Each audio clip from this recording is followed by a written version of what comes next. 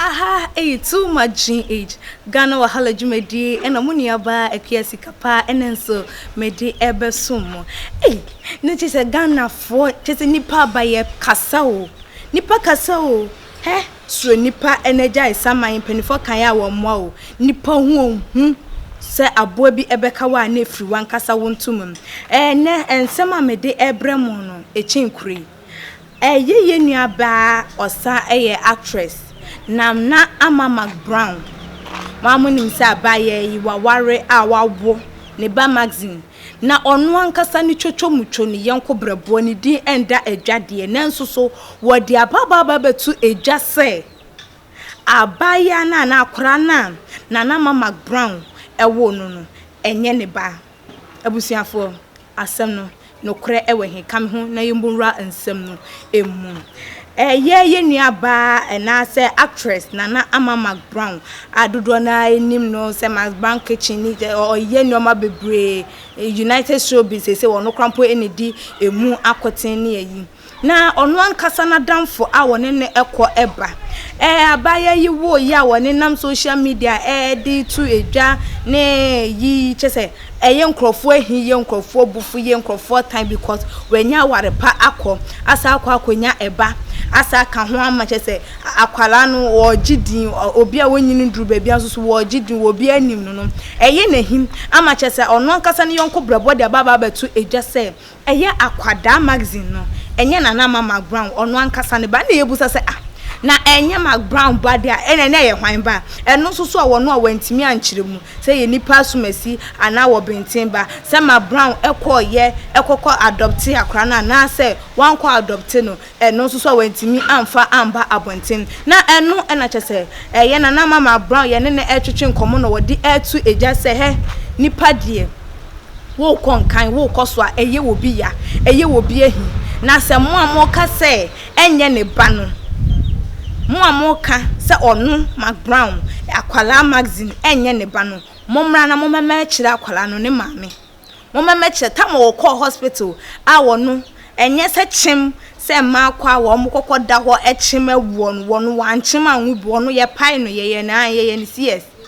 na se ni nyina mu no watimi anya kokodura ba abonten ababa be ka se enye ne bade a ene na wo awokokọ wo akorakoro no bra abonten na fa ebebetu edwa na chese wei ene ensem a ababeto apono so chese aye akwala ya wono no omu kirem a enye McBrown we ba wono so wantimi ankyerem se ye nipa sumasi ana wo benti na no na Ghana fo binum si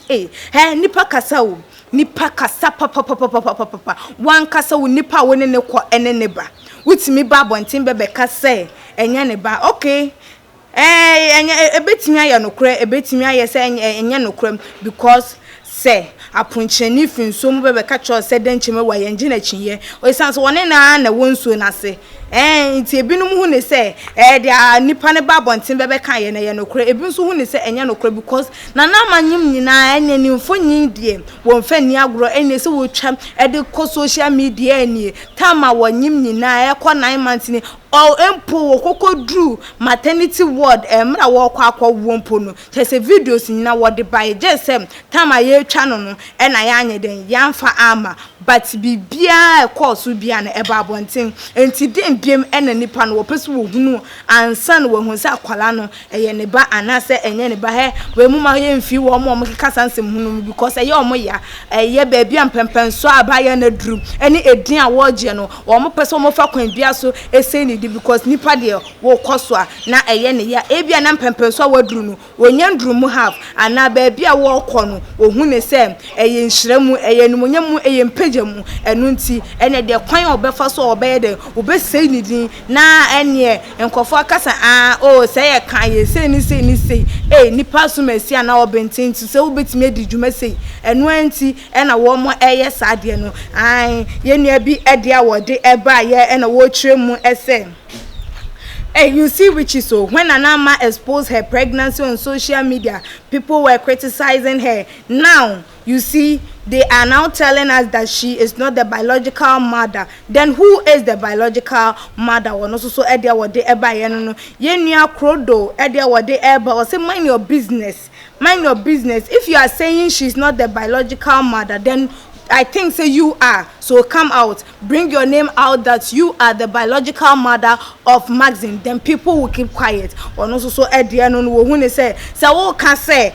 nana ma enya akwala ne mame dia. Na ne wo na wonyi akwala ne mame. Na che say bia ye wa nti brabonten. Na wo afo nsa besu bo ka say nana ma nyima wonyim ye na bia me ne no ene bo opo ena dan ne da ye hyeda de ye hyehyem nana ma eyem e ma Ghana fo hu say e yo no nanyim ena me wo ye nam de man no na ye ne obi agye atum se wo na wo ka ba wontimi ma abonten me kan wo kra wo kapra wo sa edi wudin etete na che se wo nsam a wo ka no krampo no wusuro wono so edi a wo de eba ye eno no amankwa Elliot edi a wo de eba o say